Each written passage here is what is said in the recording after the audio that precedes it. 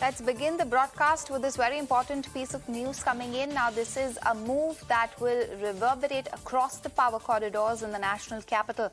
The Supreme Court has overruled objections on producing files related to appointment of Arun Goyal as the Election Commissioner of India. Now, Arun Goyal is a 1985 batch IAS Officer of the Punjab Cadre who took voluntary retirement on November 18th.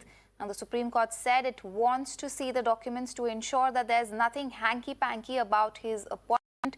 The court has also said that it is all the more important as the appointment happened while the matter was being heard by the Constitution bench.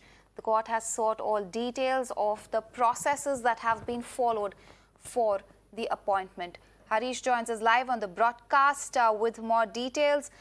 Harish, how is one to look at this move by the Supreme Court? Is it normal for the top court to review appointment letters of, individuals at such high positions, or is there something to read between the lines?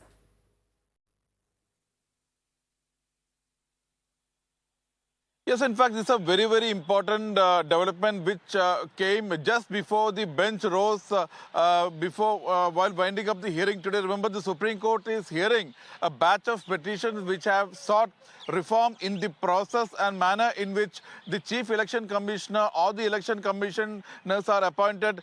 The petitions also sought to measures to insulate the Election Commissioners from the pressures of the political and executive and this today Supreme Court had made several scathing remarks against the manner in which the election commissioners are appointed. And just before the bench rose for today after winding up the hearing, Prashant Bhushan brought to the court's attention the manner in which an Arun Goyal was appointed as election commissioner 4 days after his VRS was approved. And Supreme Court was very concerned, raised a surprise that even when the matter was being heard, why this appointment was made, we want to ensure that there is no hanky-panky. We want to go through the procedure which has been followed. This is what the bench led by Justice K. M. Joseph told. And significantly, the court has summoned all the files pertaining to the appointment tomorrow. Attorney General R. Venkatramani has been clearly told that it wants to see all the files to ensure that proper procedures was followed and no hanky-panky has been committed. Remember, during the hearing also there were several important observations from the bench which said that it wanted a chief election commissioner who does not have any problem, who can even take on the prime minister of the country. Justice K. M. Joseph went on to say, if there is an allegation against the prime minister, whether the CEC will act. That is the test. He should not be weak-kneed. The problem is that several committees have suggested better ways to appoint the CEC and ECs. Even political parties have been shouting from the rooftop that they need change, but nothing of this sort has happened. And Supreme Court has very clearly also said that there should be a free and transparent process of appointment of CEC and ECs. Apolitical persons of very strong character should be appointed who can take independent decisions without bothering about the pressures from the political or executive pressures. And Supreme Court also had questioned why retired bureaucrats are being appointed to the Election Commission of India and why not retired High Court or Supreme Court judges.